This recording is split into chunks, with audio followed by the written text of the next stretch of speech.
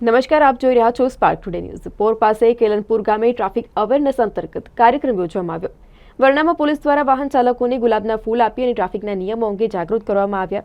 તો નિયમોનો ભંગ કરતા વાહન ચાલકોને દંડના બદલે પોલીસે આ ફૂલ આપી અને નવતર અભિગમ અપનાવ્યો। વરનામા પીએસઆઈ એનજી રાઠવા અને તેઓની સમગ્ર ટીમ દ્વારા વાહન ચાલકોને ફોર વ્હીલર ગાડીઓમાં રેડિયમ લગાવી અને તેમના દ્વારા ફૂલ આપી આ જે નવતર અભિગમ છે તે અપનાવવામાં આવ્યો।